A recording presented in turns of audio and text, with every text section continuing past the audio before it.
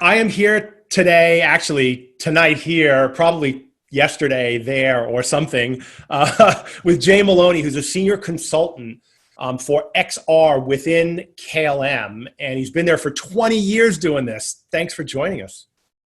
No, it's very nice to be here. Thank you very much for inviting me to take part. A few years ago, I did a PhD in artificial intelligence and augmented virtual reality and that sort of thing. It's all involved, computer science. And I've always, when I was a kid, I remember watching the film Lawnmower Man. I don't know, it was years and years and years and years ago. And it fascinated me then, that escapism of virtual reality. I thought, wow, this is really cool. I want to do something with this in the future.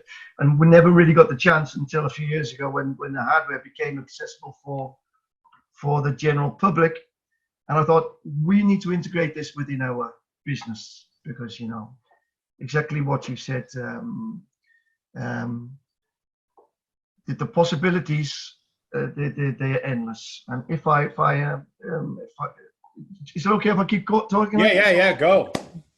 If I look at the KLM as a business, let's make it abstract. If I look at the airline or the travel industry as a business, there are a few things which we were looking at even before the crisis.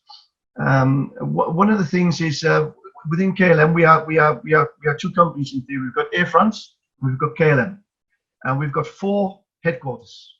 And our setup is that we're a group organization called that. So I'm a manager of different people in different countries, and I have to keep in contact with these people. I have to attend various meetings and whatnot. And that means that I have to fly very, very often between Paris, between Valbonne, between Toulouse, and all these places in Amsterdam.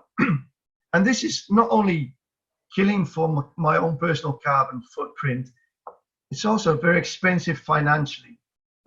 You're talking about flying back and forth, but you're talking about hotel costs. You're talking about lost production. So, and I'm not the only one doing this. The whole company's doing this. The whole world's doing it. Yeah, the whole world's doing it. But if I keep it focused on where we are at the moment, we're talking financially, it's costing millions every year. And that's one aspect. But the other aspect is also the frustration, because you're quite a long way from home. Sometimes you're going there for a meeting for 2 or 3 hours, and then you're gone the whole day. Yeah. you miss parts of your private life. It's an issue. So we decided. Sorry. Yeah. So what was it? Because one of the things I was thinking about tonight was actually right before this call, and it's interesting that you led off with that. Is that we're finally seeing some alignment with economics and ecology, right? Like yep. Those have always been butting heads. Like, we can't reduce carbon footprint because it costs too much money. And now all of a sudden we're starting to see this alignment emerge based on all the stuff people were forced to experiment with around the pandemic, where, telecommuting, working from home, remote connection, conferences going virtual. And so my question to you is, what was the, as somebody who was probably carrying the flag within KLM to do this stuff, what was it like historically, and what shift have you experienced internally around the willingness of the people who write the checks to be willing to underwrite this now? Well, the biggest changes, of course, we've always done our business in a certain way. The KLM is a company that's 100 years old, so it's the oldest airline in the world, and our business model has been the same for 100 years, and it's been successful. Otherwise, we wouldn't be in business anymore. But what happened is during the pandemic, definitely within the first weeks of the pandemic, our normal way of doing business was drastically taken away. And what you then see is we have pilots, we have people in the stewardesses, the stewards. They need to be constantly trained, day in, day out. We need to keep them up to date, fire safety, whatever, because our traditional way of training it's literally blown away in days. You have to have an alternative. Now, the first thing we do, we looked at this sort of way where we're talking now with two-dimensional integration. This works to a certain degree, but it's not enough.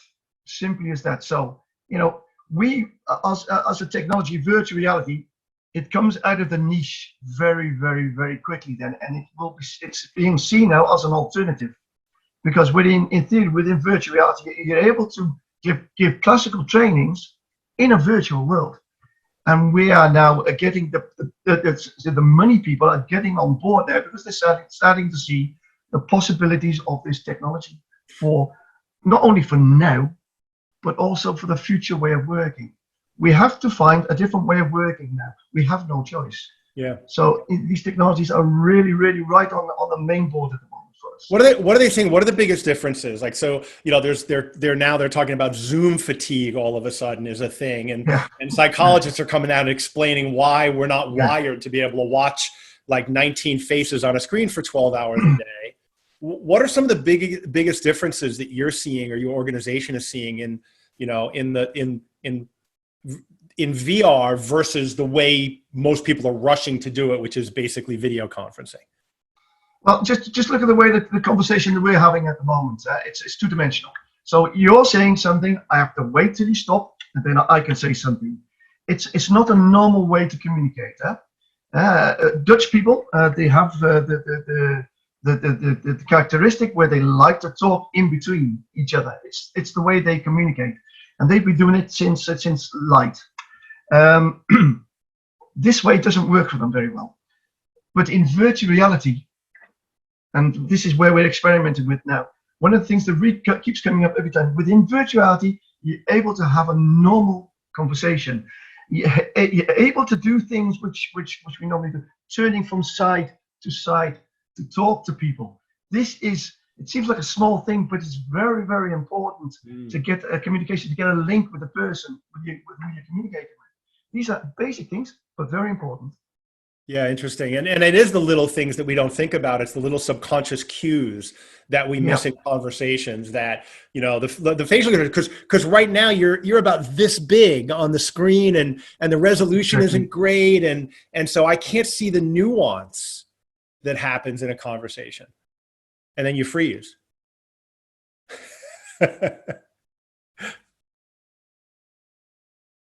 Frozen as well. Oh, you still there? And then you freeze. Exactly. That was a perfect timing. You did it on purpose, probably. No, but there are other aspects as well. One of the things which we at KLM are looking at, we call that the winning way of working, is when we get out of this pandemic and we're starting to slowly build up again now, we have to follow certain rules which our government have set down for us. You have to have 1.5 meters away from each other. You have to be in a safe space. We do not have enough buildings to get all our people back into the buildings. If we follow those rules, we only have enough room for 40% of our people. Wow. So we have 60% of our people have to find a different way to work. And for the production people, it's difficult, of course, but for the office workers, this is offering so many opportunities at the moment. And to reiterate further, we're literally, as we speak, doing an experiment now with people who are literally normal people, no technical people, but just normal office people are literally working for a whole week in virtual reality now to see if it works. And we're doing this with the university in Enschede.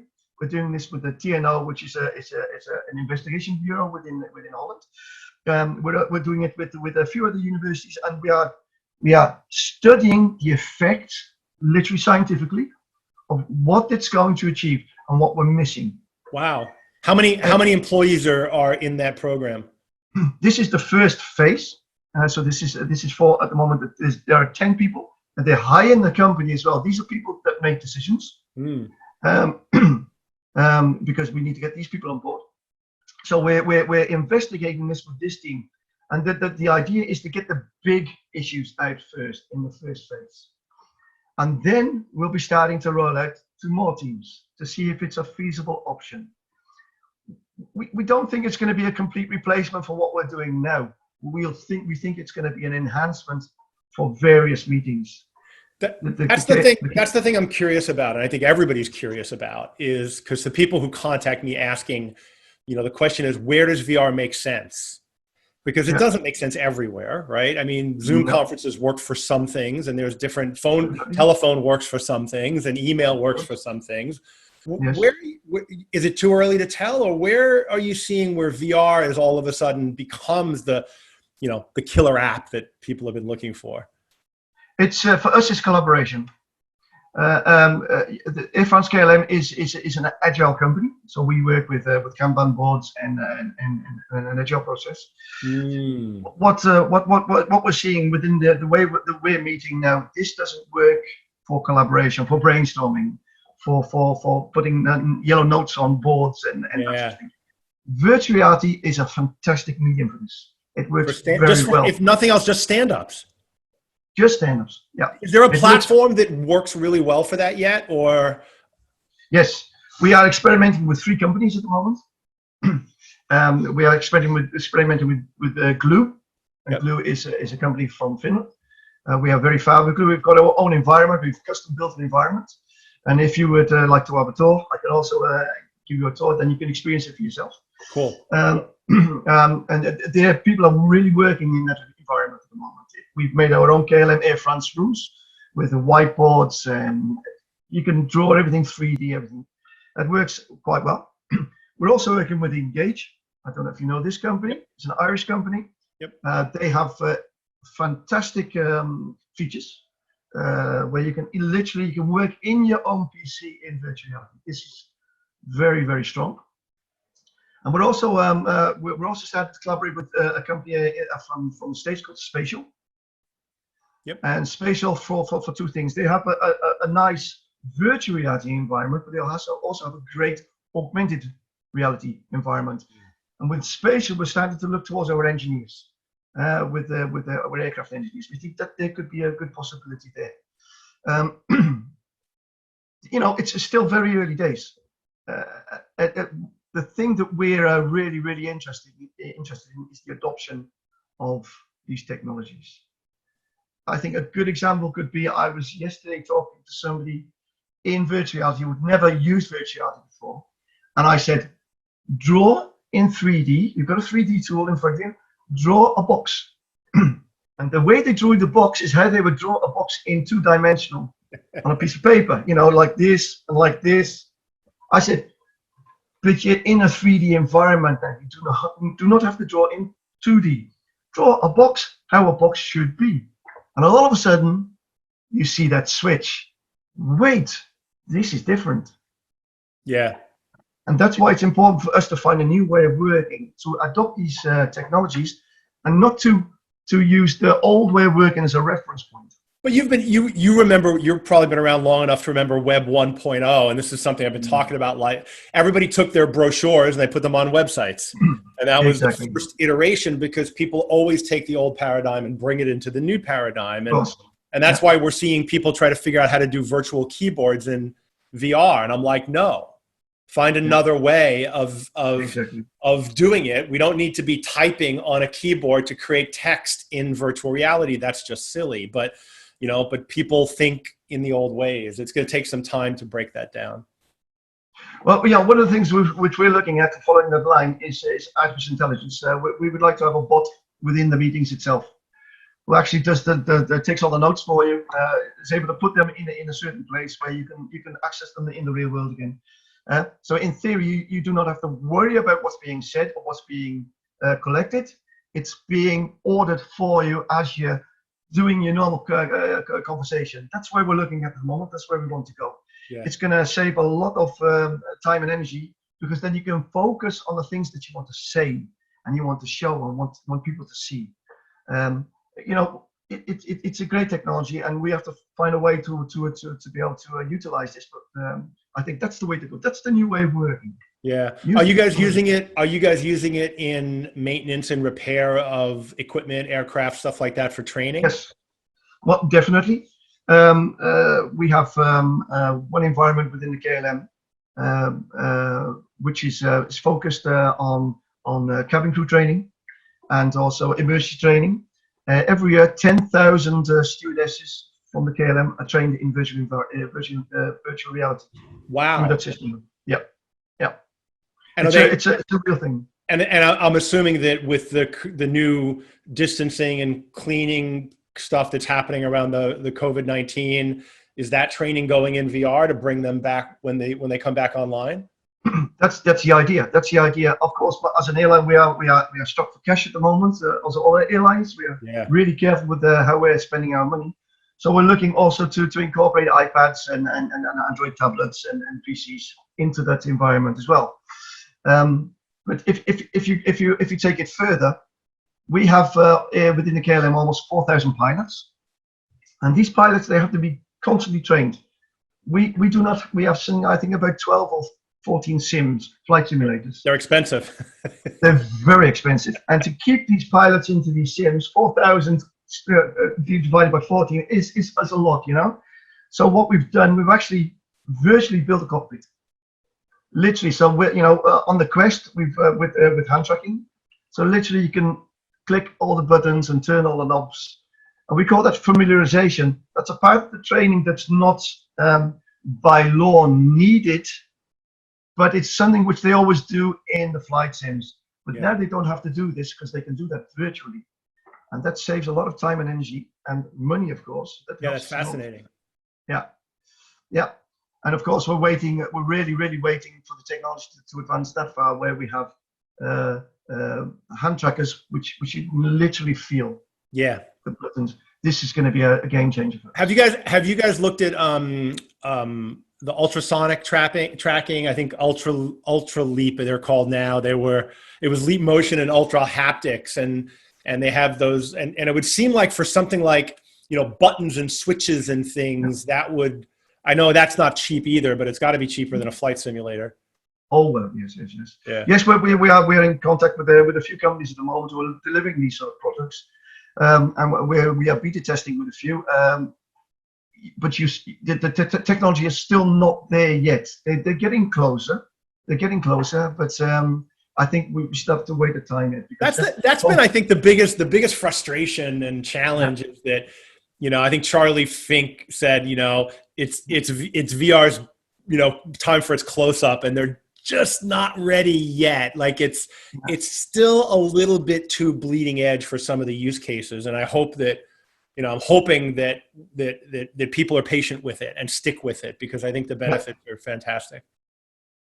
Well, these are internal things. We've as KLM, we look on three things. We look on three levels. We've got. We call that internal digitalization. So what we're doing with the virtual augmented reality is automating our internal processes. We're talking internal training. We're talking maybe telepresence in a way. But we also have, of course, then how do we enhance our customer journey? Mm-hmm. So how can we use these technologies for our customer journeys in the plane? With the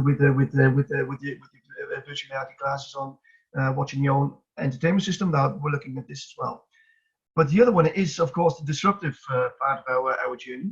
And these are products which don't exist yet, which will definitely in the future exist and have an effect on our value chain. We're talking about virtual traveling. I think it's also a very interesting one. Because we're literally looking at experimenting with putting, having a portal where you can literally go to the site. There's somebody waiting somewhere in the other end of the world. They've got a camera or whatever in a hat or in a t-shirt, and you can virtually tell these people where to go and what to do. So you're traveling. It's live. We need 5G, of course, for this, for the bandwidth. But these are products which in the future could enhance our product chain. So in the discovery and consideration process for vacationers, for example. Yeah. You might take them on a guided virtual tour to help them decide on where they want to go. Wow, that's fascinating. Well, there are other aspects as well. We've got three of our epics. One of the epics is imagine that your whole family goes to India on a journey, and through circumstances you can't.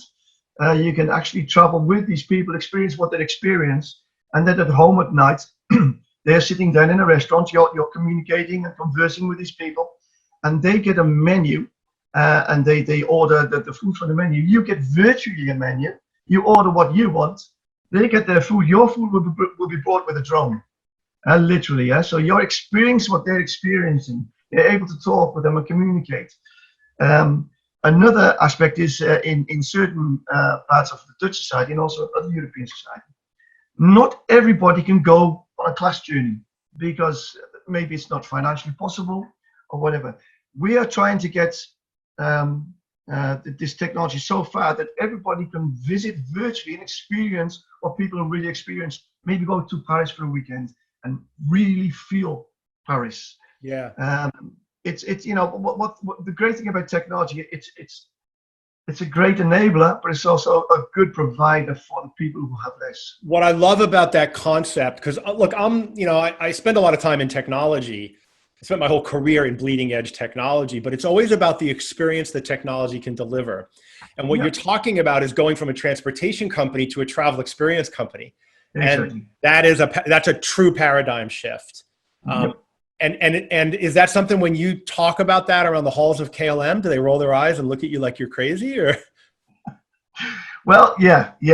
For a few years, they've been saying, "Oh, Jay, say it's just playing and having fun," but all of a sudden, it's becoming serious.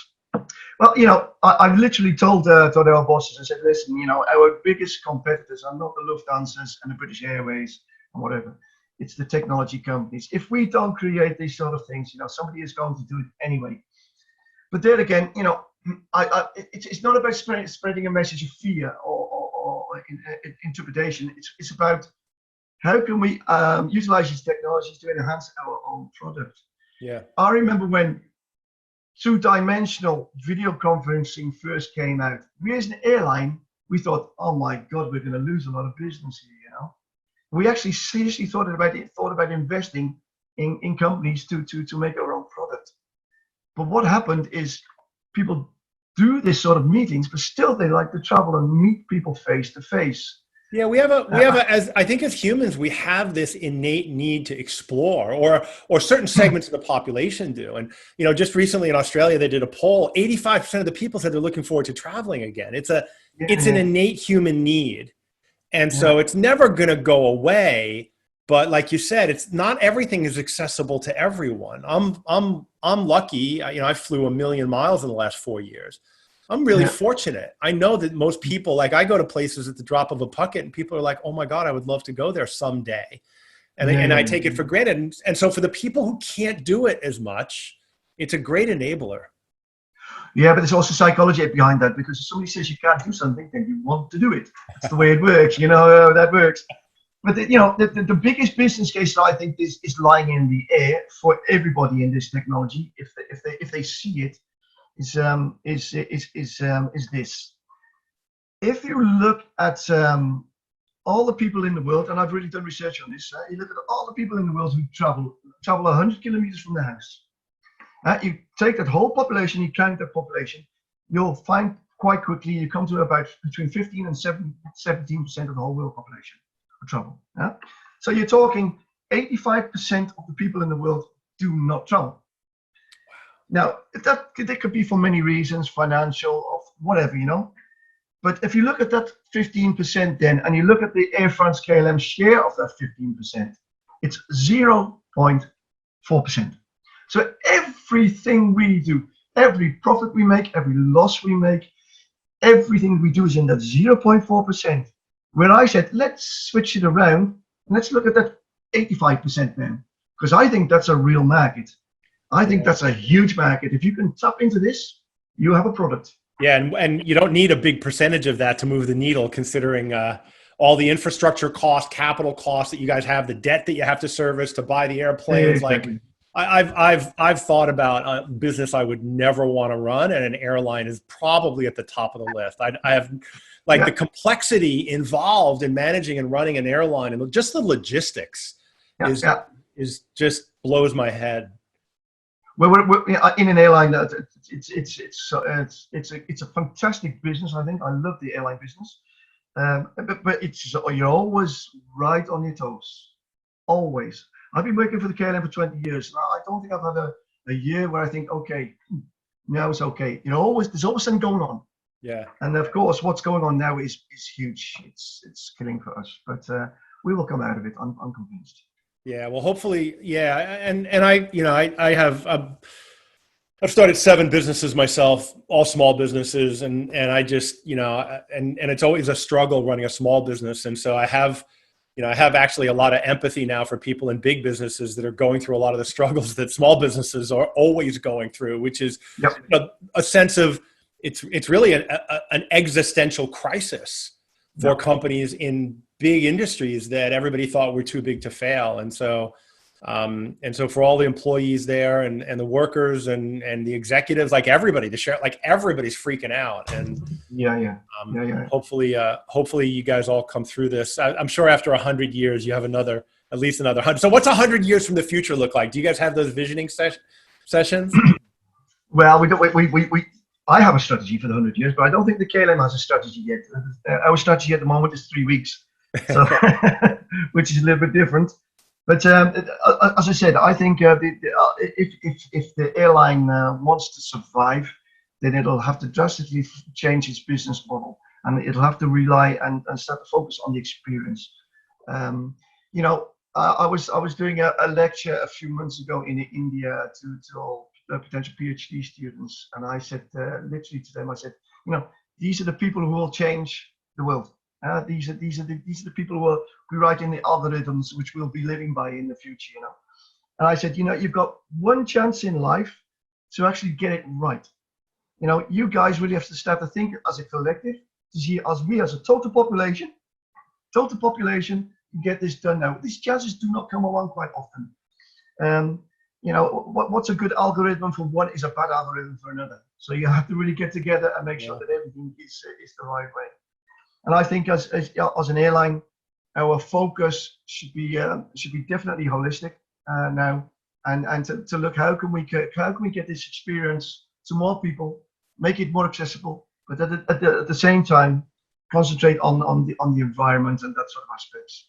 So airlines like most industries are really competitive, and now we're starting to see competitors collaborate and come together. And are you seeing that in the airline industry along some of this stuff, where there's a bit more collaboration and cross talk about what's possible regarding technology? Well, not so much in the airline industry, but within Dutch society, we're seeing this now. We have just been helped by the Dutch government with regard to funding, because otherwise we will not make it. So the Dutch government has its own rules and regulations to be able to fill it in. One of the aspects is that we have to do something with our environmental footprint. So what we're doing now, we're looking together with our government's industries to see if we can actually use these technologies to decrease our environmental footprint, but at least still stay competitive. Don't forget the KLM. Holland is a small country with a lot of people, and the KLM and Schiphol, they are very, very important pieces of the Dutch puzzle. Yeah. If you understand what I mean, which we need to keep our country economically competitive. So we need to deviate from certain things to make sure that still stays the same. And Bob, you know as much as I do. Where experiences happen. If you ask somebody where an experience happened, why did you like your holiday? They'll say, because I had a great time. It felt good. The sun was warm. It all happens in your head.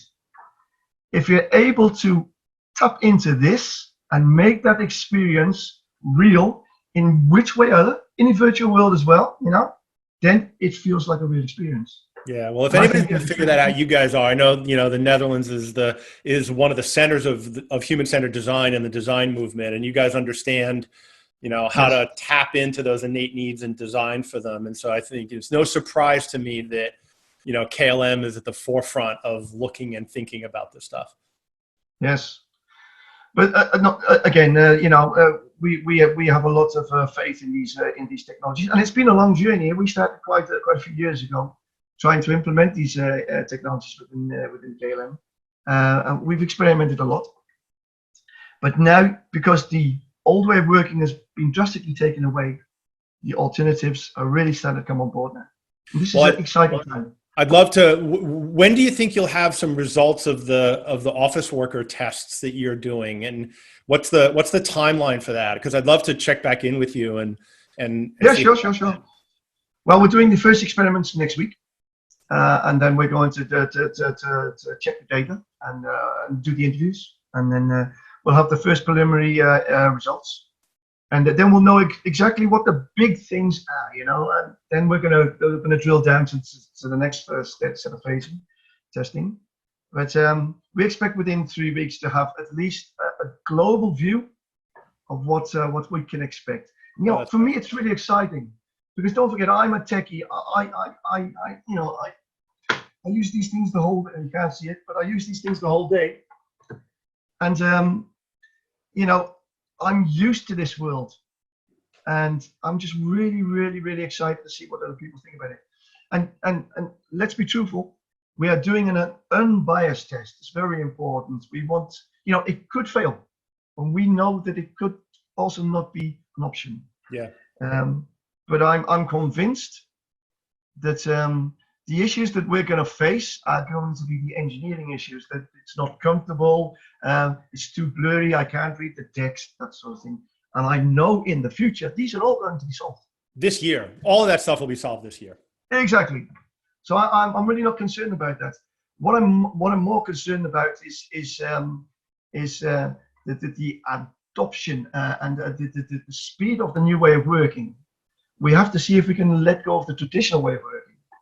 And I think that's going to be the challenge. I think, yeah, absolutely. And we're already seeing consumer sentiment. I follow a lot of the McKinsey stuff happening around COVID-19, and they're showing people already, the sentiment is already moving back to, oh yeah, I wasn't going to go to a mall 2 weeks later, 5 points. Oh yeah, I'm looking forward to going back to the mall. So, exactly. We're creatures of habit, and these habits are ingrained in us for so long. But like I said, when the economics line up, and business owners can see the economic benefit of remote work, remote collaboration, the increased productivity of not having, in America, $890 billion a year is wasted on commuting of productivity. 900 billion a year in productivity losses just from driving back and forth to work. What can we do with that money? It's crazy. $800 billion in rent for office workers who on average spend 8 hours a day sitting on their ass. Well, there's also a paradigm shift in the way that we do things now, because this new way of working, which we're looking at now, it forces people to actually to manage on results instead of looking at your people in the office and counting the heads. You can't do this anymore. Yeah. If you're a good manager or whatever, your new way of working is to make sure that people do the things which you need to get the company running. You can focus on this. I don't know what it's like with you, but with me, I've never ever been so busy in my life than now. Yeah. It's crazy. I'm working seven days a week at the moment, and I'm in all different time zones as well. And it's great. It's exciting, and it's new. And it's exhausting. And this is one of the big challenges I think we all have to figure out, is how to create boundaries. Because and I've been working from home for 20 years. So I'm better at it than almost anybody. And I struggle with it. And this last couple of weeks, I've been realizing, because we're locked down, I can't, I want to go surfing on the weekend and I can't because the beaches are closed. Right. And so I might as well work. I got nothing else to do. And hopefully we'll find some better balance in the near future when we start opening things up again. Yeah, it's going to be cool. But I think if you're really interested in results, which we'll get over a few weeks, I think what could be a good idea is to actually share the results in virtual reality with you. That would be amazing. And then we can go to our environment and we can do some playbacks, and I can show you what we're doing, how the conversations went, and how the results came out, and then you maybe could share that with your people. I would love to do that. I literally just yesterday bought a brand new $3,000 gaming rig to be able to up the VR quality of the stuff that I'm doing here. And so I've got, the green screen and live and cameras and streaming equipment and the whole studio. And so we're going to be doing more and more in virtual reality to kind of show people, but only where it makes sense. I think that I don't want to do it just for novelty. I want to do it because it's better. And to demonstrate that sense of presence and collaboration, especially when we're 15,000 miles apart or whatever it is, would be amazing. Yeah. That's the thing that always amazes people. The first time I really experienced that was many years ago when I was playing again in virtual reality. When I bought my first five, was it table tennis? 11 is a game which I was fanatically crazy about. I was playing somebody from Australia, and you literally you feel like you're in the room with that person. He's on the other end of the table, and you expect a huge lag, but the lag was minimal because you can do this in virtual reality because he talks on his type, but the lag is calculated. And when I saw this for the first time, and this was I think 3 years ago, I thought this is very interesting. Very, very interesting, because we can get people all over the world in a room, sit them down together, and let them converse. Yeah. And the first thing we did is within the KLM, we built our own environment. We actually literally took one of our meeting rooms and modeled it. We did this with the company in India, TCS, and it was really, really cool. We're an airline. We don't want to be a technology company. Yeah. But anyway, again, you're more than welcome to if you ever have the time, let me know, and I'll take you to our virtual environment. And then because you know how virtual reality works, you have to let people see it. They have to experience it. That's the this problem. Doesn't work. Showing them a film or a photo doesn't work. They have to do it. Yeah. Well, I think part of one of the things I'm good at is telling stories, and and translating the feeling of being in virtual reality to somebody who hasn't done it before. And I think that's what, the way to convey that is through storytelling. And so I'd love to be able to experience that and then tell that story and hopefully encourage more and more people to try this, because I actually think it is giving us a chance to do things in a different way that ultimately are going to be more sustainable. And I think that's going to be the blessing that comes out of this pandemic. Is that it gave us a chance to reset on some of the things that we were heading down a path of disaster. And so I'm so glad that you guys, especially one of the industrial leaders in the world, that's kind of the underpinning of part of the challenge of this, which is we move around and we burn a ton of fuel, and the fact that you guys are in the leading edge of thinking this is really exciting news. Yeah. We have a motto within the company, and literally we use it often. We call that "Fly responsibly," and that's not words anymore, because we're looking for alternatives to actually make that true. Yeah, that's awesome. Well, let's stay in touch. Drop me a line as you get closer and you get some results on this, and then I think a case study about all of this at VR Days. Hoping in November that by then we're back and able to have a conference and a meeting. I help curate the media arts and entertainment track at VR Days. And so I'd love to get together and maybe have a beer and actually shake hands at that point in real life. You never know if we're allowed to shake hands. Yeah. No, but I've done a presentation for us at the AWE as well. I was planned to do a speech there this year, but of course that's not possible anymore. Yeah, I think the international stuff's going to be really hard this year. Yeah, but anyway, but and don't forget, you're a bit of an evangelist, so just keep pushing this technology, because it's a game changer if it's done right. But that's the thing, we have to get it done right, huh? We have to, because if you do it wrong, you're going to lose so many. And that's a big part of what I feel like my role is helping people understand that the technology is interesting, but it's the experience that's everything. And if the experience isn't good for the executives and the flight attendants and the pilots and the passengers and the IT people, like, it's got to work for everyone, and the experience for them has to be positive for them to adopt this stuff. And that's the part that I try to, I focused on location-based VR for a while, because that's where all the activity and the revenue and the commerce was. And we all figured that was where people were going to have their first experiences. And now it's shifting more to work. And so, I think that's where the message needs to get out there. So, I appreciate it.